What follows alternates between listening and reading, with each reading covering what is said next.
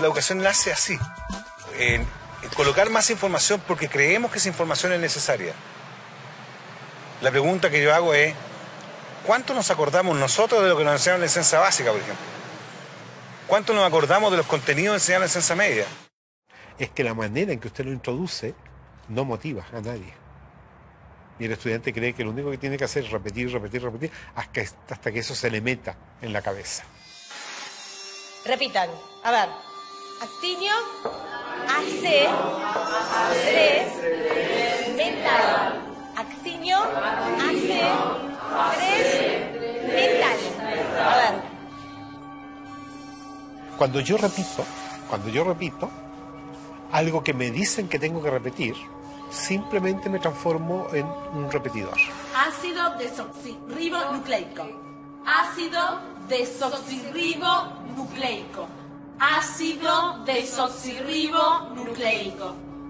Comprenda o no comprenda, no interesa, porque lo que importa es que yo diga de la misma manera lo que está dicho. Ribonucleico. Ácido desoxirribonucleico. Ácido desoxirribonucleico. Si yo le exijo a un niño más de lo que él puede dar, empiezo a generar estrés en este niño. Ácido desoxirribonucleico. Ácido desoxirribonucleico. Ácido desoxirribonucleico. Ácido desoxirribonucleico. Ácido desoxirribonucleico. Aprender se convierte en un proceso fastidioso, en un proceso difícil, y dejo de aprender. Todo lo que tú puedas aprender en el colegio, en el día a día, pasa a segundo plano si no es parte de tu decisión, si no es parte de tu opción. Son conocimientos fríos, son palabras que pueden irse con el tiempo. La información o el saber podemos almacenarla en nuestro cerebro, un libro o una computadora. Pero la comprensión es una herramienta en constante crecimiento, con características únicas que varían según cada persona. Implica crear y establecer relaciones entre criterios, y así resolver problemas. Y construir nuevos conocimientos. Los niños no eran autómatas que simplemente copiaban o repetían las cosas porque sí, sino que realmente había como más conciencia de parte de ellos de lo que estaban haciendo. Ese concepto va a entrar en él, lo va a asumir de una manera relacionada con su vivencia. Si no se disfruta del aprendizaje, no hay auténtico aprendizaje. Y sobre todo, la genialidad que cada alumno lleva adentro no puede descender y no puede enriquecer al resto de la clase ni al propio maestro. El aprendizaje profundo solo puede estar fundado en el interés, la voluntad, la curiosidad, y se origina más allá de las fronteras de la razón. Es mucho más que analizar o relacionar conceptos. Aprender implica un profundo proceso, donde se crean relaciones entre la persona y su entorno. Porque es que hay un principio también que maneja la neurociencia. Lo que más le gusta al cerebro humano es conocer, pero cuando conoce con dicha, goza y placer, que es el aspecto de la lúdica. Hemos partido del cerebro emocional para ir al cerebro lógico. Y esa lógica es válida, es buena, es más completa. Hay algo maravilloso en ver el momento del descubrimiento, que es el momento del aprendizaje. Ese chico no se olvida nunca más de cuando llegó a entender el porqué. Antiguamente el conocimiento solo podía encontrarse en bibliotecas o universidades. Tener acceso era vital para el aprendizaje. Hoy, el libre acceso a la información, las bibliotecas virtuales, la construcción colectiva del conocimiento, logran que no solo el conocimiento esté al alcance de todos, de forma abierta y plural, sino que se actualiza constantemente. Lo que nosotros podamos aprender en la escuela hoy, dentro de 4 años, a lo mejor cuando el chico salga de la escuela, ya va a estar completamente desactualizado. La educación, al escolarizarse, se metió dentro de la escuela y perdimos los criterios exteriores de la naturaleza.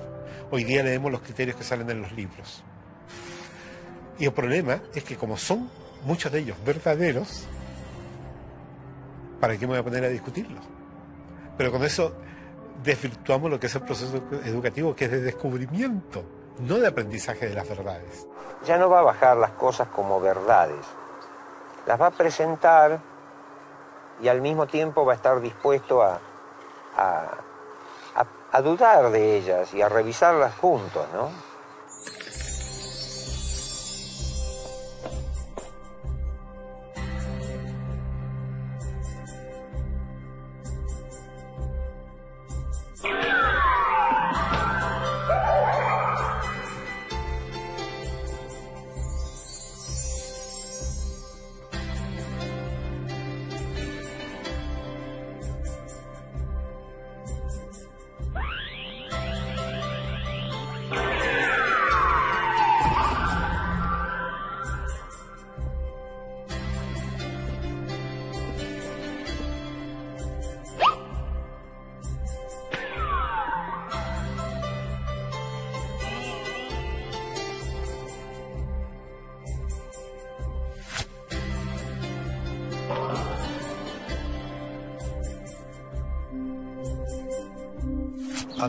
A todo nivel, el ser humano siempre aprende lo que hace.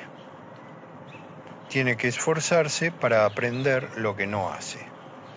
Primero fue la acción y luego viene lo cognitivo, ¿sí? Y a veces nosotros miramos lo motriz como algo peyorativo y resulta que la motricidad está muy ligada a la parte cognitiva.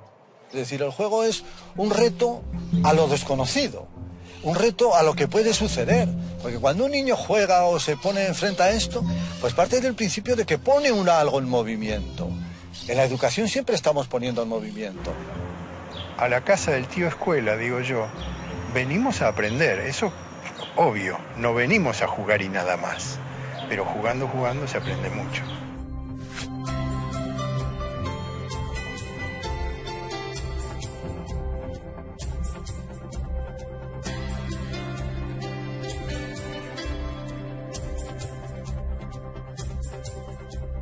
Estudiamos a través de salir a la naturaleza, buscar las cosas, explorar, encontrar, vivenciar. Cuando tú trabajas y conectas con la naturaleza a los niños, todo sale. Ir a esa escuela es un placer porque todos los días tenemos tantas cosas para experimentar, para investigar, para agradecer que estamos vivos. La tarea del educador entonces consistirá en todo momento mostrar misterios, mostrar situaciones en la naturaleza que, aunque estén descritas ya por la ciencia, no lo están para el educando. De tal manera que el educando se sorprenda frente a algo y trate de encontrarle una explicación. Se ha generado todo un movimiento de décadas llamado escuela activa, donde el niño hace, produce, sale del banco. Pero esto no es nuevo, esto lo escribió Piaget en los años 50. No se pone en práctica porque da fiaca. A principios del siglo XX surgieron variados movimientos en la pedagogía. Exponentes de diversas partes del mundo desarrollaron experiencias educativas concentradas en la acción, la libertad del niño y la construcción autónoma del aprendizaje, replanteando toda la estructura de la escuela tradicional. Pero a mediados del siglo, todas estas ideas transformadoras comienzan a caer en el olvido con el miedo a los estados totalitarios. Bueno, el método está centrado en que el niño es el que aprende, totalmente. Necesariamente tienen que haber objetos físicos, objetos concretos con los que el niño manipule, que el niño experimente. Todo en la primaria es operativo. Todo es operativo, todo es con material concreto. El niño, en la medida en que se equivoca, se va a ir dando cuenta, porque el material mismo es autocorrector. Y normalmente el adulto no es el que debiera estar corrigiendo al niño. Es el mismo niño el que tiene que estar corrigiéndose a sí mismo. Ahora, también existe mucho la corrección de parte de otros niños. Yo creo que desde el punto de vista educativo son bienvenidos los errores y las equivocaciones. De hecho, la ciencia tiene más errores y equivocaciones que aciertos. Es verdad que avanza, sabemos nosotros que puede avanzar cuando hay un acierto, pero los errores son los que permiten que los científicos puedan avanzar. Viendo a los niños cuando dicen, no importa si yo me equivoco, porque estoy aprendiendo, porque nadie tiene que ganar aquí, sino todos estamos para mejorar. El inventor de la bombilla eléctrica tuvo más de 1000 intentos fallidos antes de hacer funcionar la bombilla. Cuando un periodista le preguntó qué se sentía fracasar 1000 veces, él respondió: no fracasé 1000 veces, la lámpara eléctrica es un invento de 1000 pasos. Al igual que un descubrimiento científico, la educación informal es el resultado de un proceso profundamente caótico, donde el hombre busca un orden causal, lógico, pasando del caos al orden alternadamente. Pero este aprendizaje nace de la pregunta en el caos, no de una respuesta en un orden. La sociedad, cuando nosotros nacemos, la sociedad nos vuelve más ignorantes porque nos da respuestas a estas preguntas. Y nos da respuestas prefabricadas en la filosofía, en la política y hasta en las religiones. Entonces matan las preguntas y la capacidad de aprender. Yo creo que de manera sintética podríamos decir que la escuela está orientada a la respuesta. En cambio, los procesos educativos que ocurren fuera del ámbito de la escuela, pero que también dentro de ella, están orientados hacia la pregunta, hacia la indagación, en que la respuesta viene, pero no es lo medular del proceso. Y debe ser un educador, entonces, ayudar al develamiento de aquello, no imponer una respuesta. La importancia de la pregunta está planteada desde el principio de la filosofía en la antigua Grecia, donde el aprendizaje surgía del replanteamiento y la repregunta. Pero si es esta la naturaleza del aprendizaje, ¿por qué insistimos en estructurarlo, limitarlo, condicionarlo, ordenarlo? Así es como todos los seres vivos aprenden, a través de interactuar con los otros y con el entorno, no a través de un currículum previo que alguien establece. El tiempo escolar, entonces, es un tiempo engañoso, en el sentido que nos hace meter en una programación la idea de que el educando va a ir progresando al modo como el programa está planificado. En ese sentido, la escolarización es lineal. Paso 1, paso 2, paso 3. Y el paso 10º va a estar después del 9º. Pero en el aprendizaje la situación es distinta. Puede que la persona avance progresivamente de manera lineal, 1, 2, 3, y brinca al 10º. El currículum es una guía ordenada para construir el conocimiento basado en experiencias previas. Pero si el aprendizaje se caracteriza por procesos tan diversos e individuales, ¿cuál es la necesidad de forzar eso y alcanzar objetivos? Normalmente los objetivos educacionales en el mundo son colocados desde fuera del alumno, del niño. Se espera que sea un buen ciudadano, se espera que pueda participar de esta sociedad competitiva, etcétera, etcétera. Por tanto, el niño empieza a entender que las acciones del ser humano no parten tanto de una fuerza interna, de una conexión con la naturaleza, de una percepción, de una sensibilidad por la vida, sino que están motivadas por algo exterior. Estudio para pasar el examen, no leo para aprender, no me intereso por los animales porque me gustan, no, es que ahora no me toca los animales, ahora toca otro tema. Si yo no muevo realmente el interés, si no desarrollo las partes creativas, estoy generando robots con objetivos y por lo tanto en el camino se va a quedar un 60, un 70% de los niños con potencialidades maravillosas. Nuevamente, repitan. Accinio, hace, tres, metal. Accinio, hace, tres, metal. Accinio, hace, tres, metal. Accinio, hace, tres, metal. Actúo porque si hago esto, conseguiré un premio, tendré un coche de esta manera y tal. Y si esto significa que tengo que especular o que tengo que pasar por encima de quien sea, tengo que mentir y tengo que pisotear al que tengo al lado, me es igual. ¿Esto qué tipo de relación educativa lleva esto? Un tipo de relación educativa que pone el énfasis en el resultado. Al crecer, la escuela y la sociedad nos llevan a asumir motivadores externos para alcanzar los objetivos. Y difícilmente podemos entender que alguien pueda realizar algo sin interés, más que el propio placer del proceso.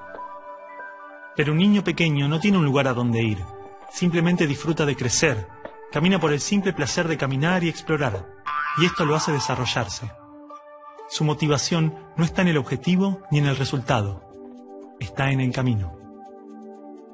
Lo que podemos decir es que no tenemos objetivos concretos sobre la vida de los niños, que tengan que aprender determinadas cosas, que tengan que ser de determinada manera.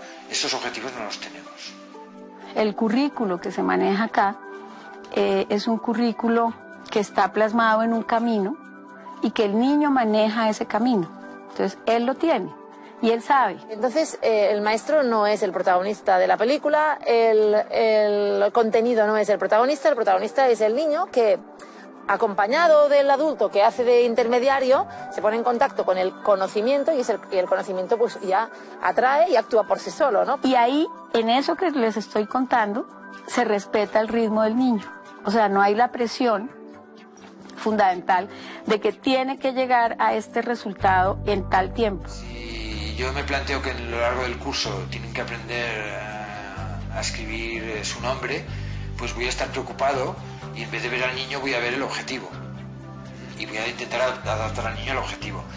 Si lo que quiero es que él aprenda y viva, digamos, de manera espontánea, pues eso lo va a aprender de todas maneras, pero yo no voy a estar preocupado por ello y vamos a poder fluir y disfrutar del proceso.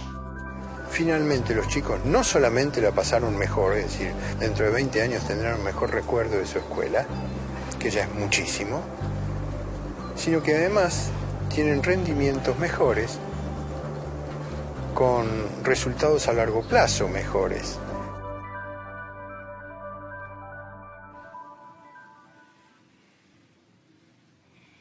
A ver, Micaela, ¿por qué insistís con lo del discurso ese? Porque quise expresarme, poner lo que pienso, lo que siento. Mi amor, todos queremos hacer lo que sentimos. Y muchas veces nos toca hacer cosas que no nos gustan. No, disculpame, pero yo no opino igual que vos. Bueno, yo te entiendo. Escúchame, Micaela, ¿no querés recibirte, tener un título, una profesión, ser alguien en la vida?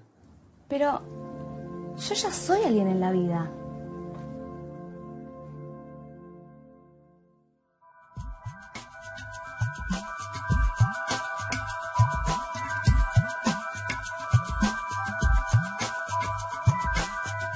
Uno se encuentra con dos carriles pedagógicos básicos. Uno que es debo adaptar el niño a la cultura y otro que es debo adaptar la cultura al niño. Léase derecha e izquierda pedagógicas. Es así de sencillo. Y en algún lugar del medio debe estar la verdad. La escuela construyó sus cimientos sobre una idea fundamental que trasciende a toda su estructura: la noción de que los niños están vacíos, y en consecuencia, su individualidad puede ser rota y reformada, intervenida acorde a necesidades externas. El niño ha sido considerado un objeto de estudio, una rata dentro del laboratorio de socialización más grande de la historia, cuyo principal objetivo fue modelar al ser humano. Esto es muy humano, ¿no? Pensar que el bosque, si no lo cuidamos, se estropea. El bosque, con dejarlo tranquilo, es suficiente. Siempre, todo lo que tenemos de bosque es porque el ser humano no ha intervenido. Pero el ser humano cree que interviniendo hace más, hace mejor las cosas. Dentro de la semilla de un árbol se encuentra toda la información que este ser necesita para desarrollarse. El ambiente que lo rodea contiene todo lo que ese árbol necesita para crecer, pero este desarrollo depende de la estructura interna de esa semilla. Todas las reacciones a las condiciones externas están planificadas en el interior de cada ser, tanto de un árbol como del hombre. La formación de los órganos vitales, la estructura ósea, los tejidos, las características básicas de cada uno de nosotros son el resultado de un proceso interno, autónomo, que no requiere la intervención del ser humano, donde la madre solamente satisface los recursos necesarios, pero no dirige. Cualquier célula tiene una estructura interna que le permite saber inconscientemente qué necesita en cada momento, cómo ha de ser el entorno a su alrededor, para satisfacer las necesidades internas de la célula, expresadas genéticamente, para que esa célula pueda llegar a ser lo que en potencia ya es. Es decir, el objetivo de la vida es vivir y autorrealizarse. Para eso ese organismo necesita encontrar un entorno que respete, que satisfaga esas necesidades internas. Había un jardinero que tenía tanto amor a las plantas Y entonces las cuidaba tanto que iba allí y en cuanto empezaban a brotar, iba estirando del tallo. ¿Qué sucedió? Todas o se deformaron o murieron. O sea, el crecer es innato. No tienes que estirar a nadie, no tienes que hacer que saque nada. Solo tienes que procurar que le llegue lo necesario. Para sobrevivir, esta célula tiene ciertas necesidades básicas: alimento, seguridad y tal vez el elemento más importante que ha hecho posible toda la evolución biológica: el amor. Una vez que la célula cuenta con estos recursos, comienza a desarrollarse, a autorrealizarse. El amor es necesario en todo momento del desarrollo de la vida. En su gestación es la compañía y la protección del útero. Luego es el contacto corporal, el apoyo emocional, expresiones, gestos, sonidos, hasta el entendimiento, la aceptación, el respeto y la confianza en el otro. Si el amor es vital para el desarrollo y el aprendizaje, ¿por qué generalmente intentamos educar con amenazas, castigos, tensiones, olvidando el amor? ¿Y qué hacemos los adultos? Tenemos que conseguir que haga lo que nosotros queremos. Y ahí entran los premios y los castigos. No, yo te evaluaré y te pondré un examen y tú tendrás que pasar el examen. Y si no lo pasas, llegarán unas notas, unas calificaciones malas que tus padres cuando las vean te reñirán y bla, bla, bla, bla, bla, y habrá una serie de consecuencias. No, nos falta capacidad de amar. Entonces, normalmente amamos de un modo estrecho. O sea, yo te amo si coincides conmigo, si no, no te amo. Este es nuestro modo normalmente de amar. Cuando la persona no se siente amada o tiene conflicto en esto, crea una representación de sí mismo. Va contando algo de él que no es él. Entre más intenso el dolor, más lejos la representación de la persona real.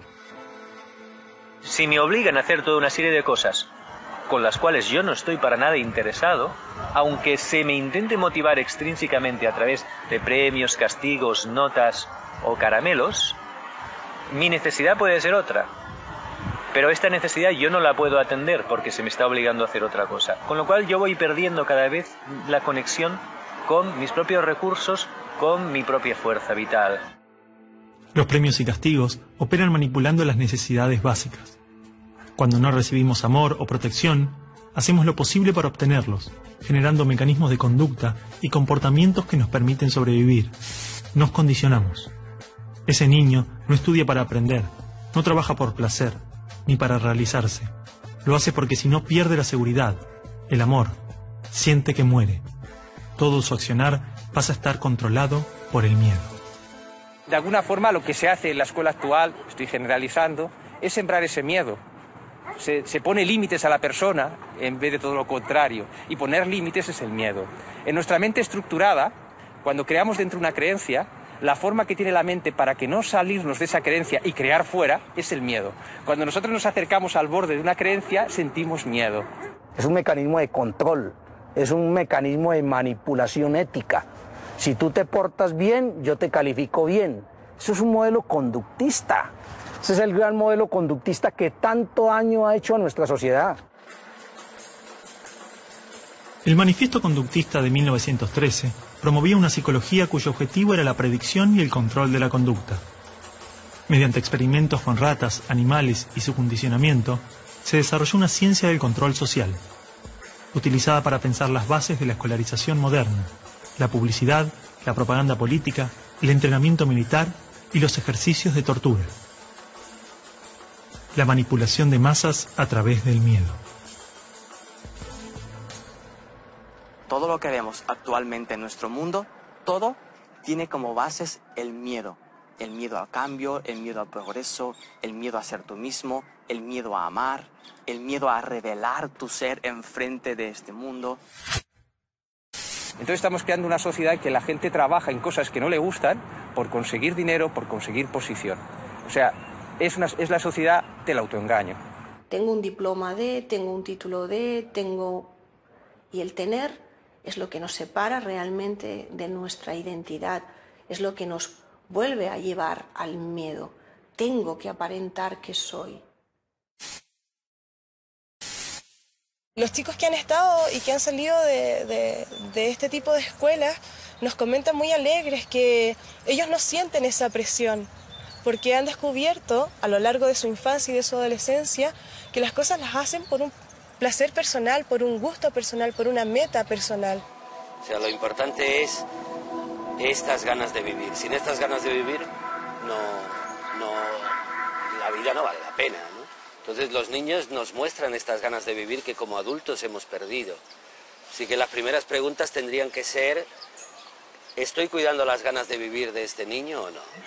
Es decir, cuando el niño está bien cuidado, y bien cuidado significa respetado en sus procesos vitales, acompañado por adultos disponibles, con una serie de límites que le ayudan a fortalecerse, cuando el niño está bien cuidado, el niño tiene ganas de construir cosas con los otros desde el amor.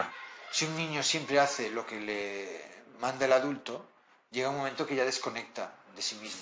En cambio, si ellos están acostumbrados a seguir su propio impulso, siguen conectados con su interior, saben lo que quieren, saben quiénes son.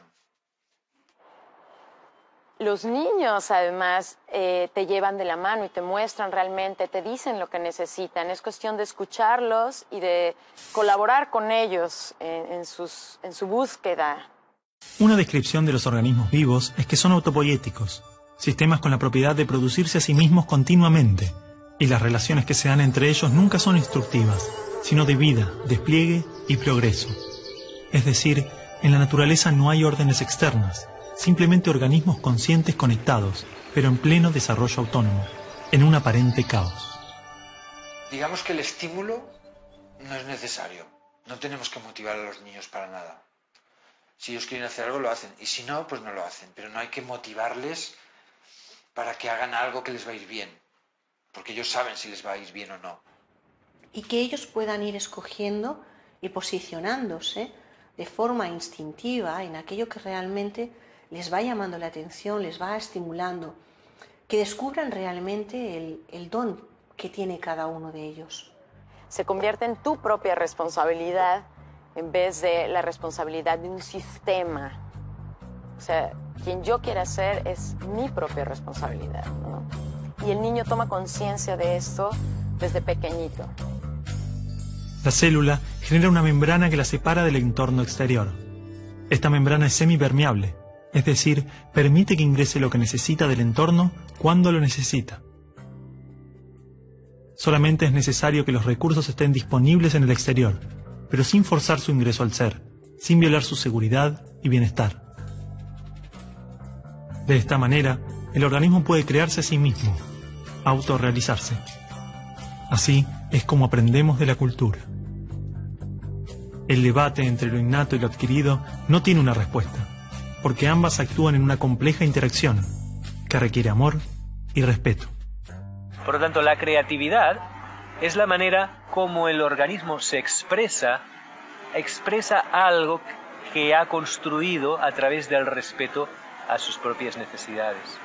Con los conocimientos bases, intentar ver en qué momento está, qué es lo que necesita, qué es lo que quiere, qué es lo que le va a mover más, ¿no? Porque en el fondo es el chico el que va a dar los pasos, ¿no? En realidad nadie aprende, ¿no? Digamos, de forma forzada, no es aprendizaje lo que se produce cuando es forzado. La infancia es lo más hermoso, ¿eh? O sea, que es la alegría. Y en ese sentido yo creo que cualquier educación es buena si cuida de la alegría y las ganas de vivir del niño. Bueno, chicos, la semana que viene es el final. Oh, ¿leyeron el libro? Era corto. Yo no lo leí, profe, ya se termina el año, basta, ¿para qué me sirve todo eso? Yo quiero ser bailarina, no me sirve de nada todo eso. No, claro, no, si las bailarinas no estudian. A mí sí me va a servir, yo voy a estudiar marketing, así que me va a servir. A mí tampoco me sirve de nada, profe, ¿por qué no tenemos que comer años estudiando cosas que después no nos sirven de nada? No, claro. Es como decíamos en la carta que escribí. Oh, y otra vez con el tema de la carta, chicos, basta, quieren politizar todo. Pero todos no están de acuerdo. A ver. Y aparte vos, Martín, vos y vos, nena, a vos A ver, te ¿qué hablo, dice? sí, ustedes dos, unos desagradecidos. Porque los profesores se esfuerzan para que les quede algo y a ustedes les da igual. Córtenla. Mariela, basta. Escuchame una cosa. A ver, cállense. A ver, Martín, explícame lo de la carta. Vos, Micaela, también. Hablaban en nombre de todos sus compañeros. Lo terrible que era.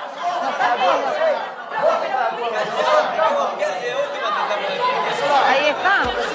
¿Qué querés, Juan? No, faltan 10 minutos. Séntate, sigamos. ¿Ves que somos todos diferentes? A este no le importa nada, es un amigo.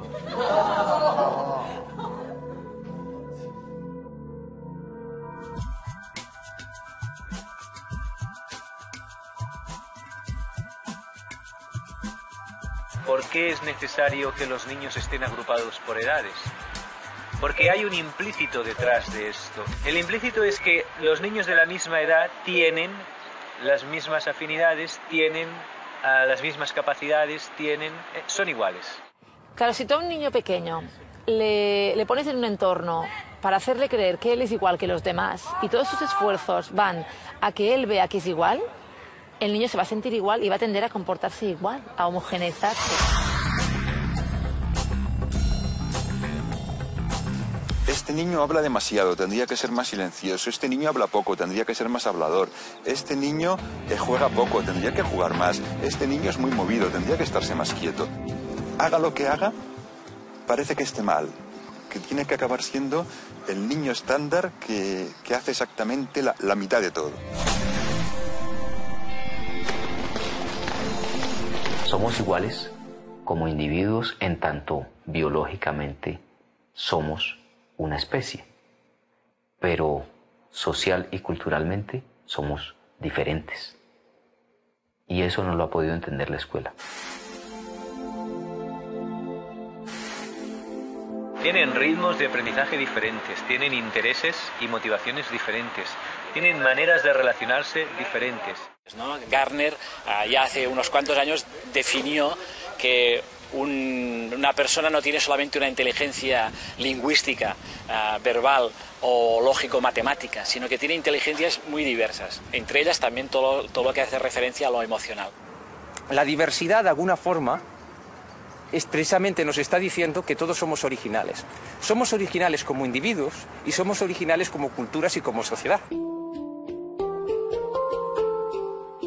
El valorar eso en cada uno y que cada niño sienta que las diferencias que tienen con los demás son lo que justamente hace más rica la vida. ¿Cómo logramos que se valore esta diversidad si ni siquiera la entendemos como adultos? Que tengamos igualdad de derechos no necesariamente implica que debamos hacer lo mismo.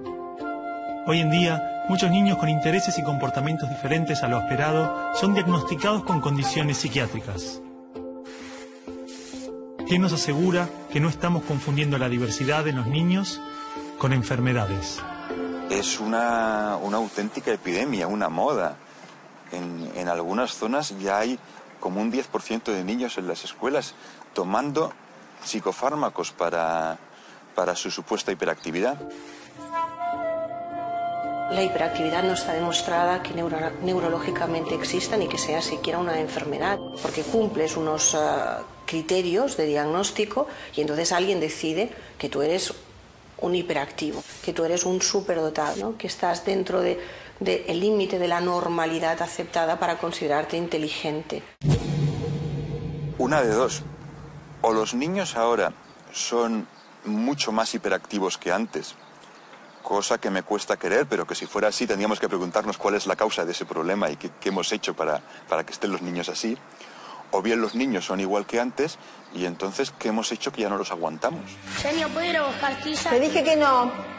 Señorita, ¿puedo ir al baño? Espera el recreo, no. Cuando etiquetamos a un niño de hiperactivo, todo el entorno se posiciona con el niño intentándolo frenar, intentándolo calmar, intentándolo tranquilizar. Con eso lo único que haces es poner nervioso al niño. Por lo tanto, te das cuenta que realmente cuando nos etiquetan, nos encasillan y nos cortan realmente las alas de ser personas y de sacar nuestro máximo potencial. Tradicionalmente, el test de coeficiente intelectual es utilizado para medir la inteligencia de forma lineal. De la misma forma, los exámenes miden el rendimiento en algunas condiciones. Pero estas formas de evaluar no contemplan decenas de variables que influyen tanto o más en el desarrollo y son vitales para la educación. El ser humano es un todo y requiere una visión global, una educación integral, holística. La inteligencia holística plantea de que es posible desarrollar un tipo de inteligencia unificadora, porque el holismo no es otra cosa que la visión del todo. O sea, tener un equilibrio entre lo que nosotros llamamos cabeza, corazón y manos, para nosotros eso es poder desarrollar un ser humano equilibrado, digamos. Y en última seguimos en la educación con lo mismo, fragmentando los espacios, aquí enseñamos ciencias, aquí enseñamos sociales, entonces eso no es educación integral. Imaginemos que los padres de María quieren que tenga una educación integral. Entonces la envían a un colegio trilingüe, donde tiene todo tipo de deportes, más de 10 asignaturas académicas, sala de informática, laboratorio. Realizan visitas académicas todos los meses, talleres de ajedrez, teatro, plástica, música, danza, patinaje, granja, karate, yoga y meditación. Tanto dentro como fuera de la escuela, la educación integral no tiene relación con la cantidad de recursos o materias, sino con un enfoque global. Porque funciona también con áreas integradas, no segmentadas como en la educación tradicional, en donde solo piensan en español o solo piensan en matemáticas, sino las matemáticas son historia y son lenguaje y son geografía al mismo tiempo, ¿no?